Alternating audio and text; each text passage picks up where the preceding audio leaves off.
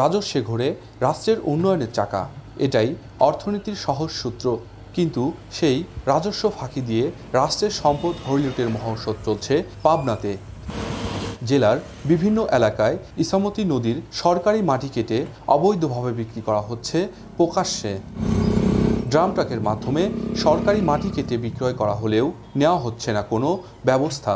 অভিযোগ উঠেছে এই অবৈধ কর্মকাণ্ডে জড়িত স্থানীয় প্রভাবশালী ও ঠিকাদার চক্র। মসজিদ মাদ্রাসার বিনামূল্যের মাটি নেওয়ার নামে নিজেদের স্বার্থ হাসিলের কাজ করছেন তারা। এতে সরকার হারাচ্ছে কোটি কোটি টাকার রাজস্ব। মাদ্রাসা মসজিদের কথা বলে নিচ্ছে 2 টাকা, মানে 10 টাকা নিয়ে দিচ্ছে মাদ্রাসা মসজিদে 2 টাকা, আর 7 টাকাই 8 টাকাই চলে যাচ্ছে বাইরে বিক্রি করতেছে। মাটি মাহতাব বিশ্বের মসজিদ মাদ্রাসার কথা কয়ে নিয়ে যাচ্ছে, সেই মাটি এখানে বিক্রি হয়ে যাচ্ছে। এই জন্য আমরা ধরেছি। এই মাটিটা ধরার জন্য আমাদের একটু এলাকা মনে করেন আছে, কৃষির জন্য আমরা ক্ষয়ক্ষতির মানুষ। আমাদের জমির পর মাটি পড়ছে, সেই মাটি এখন নিয়ে চলে যাচ্ছে, নিয়ে যায় মসজিদ মাদ্রাসার কথা কয়ে মনে করেন যে মাটিটা বিক্রি হচ্ছে। যাই ও নিয়ে যায়। এতে মধ্যে শুনলাম যে মাহতাব বিশ্বাসের নাকি মসজিদ বানানোর জন্য কিছু মাটি টেন্ডার লেসে নাকি আবেদন জানায়, ডিসিপ্লিন লেসে। তো সে মাটি মসজিদ মাদ্রাসার নামে হনে 1 টাকা যদি ফেলায় আর 10 টাকা ফেলাচ্ছে, ডানি বাই পায়ে বেচতেছে।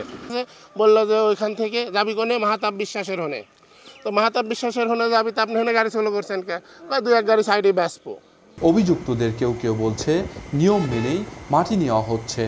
না, এটা টেন্ডারের মাধ্যমে, এটা যারা প্রতিষ্ঠান থেকে যারা পাস করা নিতে পারছে তাদের মাধ্যম দিয়ে আমরা খালি এখান থেকে পৌঁছা দেওয়ার দায়িত্ব আমাদের। এটা ঠিকাদারের দাম।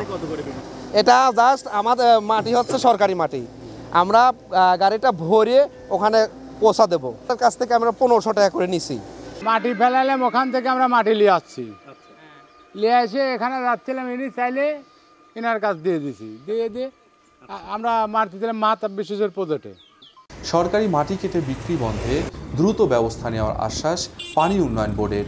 হঠাৎ করে একটা নিউজ এরকম পেলাম, মসজিদের নামে নিয়ে হঠাৎ করে সে রাস্তায় ফেলাইছে। পরবর্তীতে আমরা এটা আমাদের পানি উন্নয়ন বোর্ডের যে কর্মকর্তা আছে, নির্বাহী প্রকৌশলী সহ নিচে যারা আছে তাদেরকেও বলেছি বিষয়টা আমি, এবং সেনাবাহিনীকেও আমি নিজে বলেছি আর কি, মেসেজ দিয়েছি।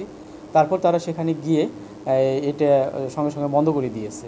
কিন্তু এটা খুবই একটা গর্হিত কাজ, এটা হতেই পারে না। কারণ হচ্ছে যে এটা তো আমাদের যে জনস্বার্থমূলক কাজের জন্য যে আমরা এটা দিয়েছি, সেই কাজেই এটা ব্যবহৃত হবে। অন্য জায়গায় কেউ যদি এটা নিতে চায় এবং এটা যদি সেকেন্ড টাইম ডিভিটেশন হয়, তাহলে আমরা এটা হয়তো তার ইয়েটাই আমরা ক্যান্সেল করে দেবো আর কি। ওই আমাদের যে জেলা পানি ব্যবস্থাপনা কমিটি আছে, সেই কমিটি আবার পুনরায় মাইনাস করে এটা তাকে দেওয়ার যে অনুমতিপত্র আছে, সেই অনুমোদনটাই আমরা বাতিল করে দেবো। 2024 সালে রাষ্ট্রপতির উদ্যোগে 1554 কোটি টাকার ব্যয়ে খনন সহ ইছামতির প্রায় 110 কিলোমিটার খনন প্রকল্প গ্রহণ করে সরকার। অবৈধভাবে মাটি কেটে নেওয়ায় নদীর গতি প্রকৃতি হারানোর সংখ্যা স্থানীয়দের।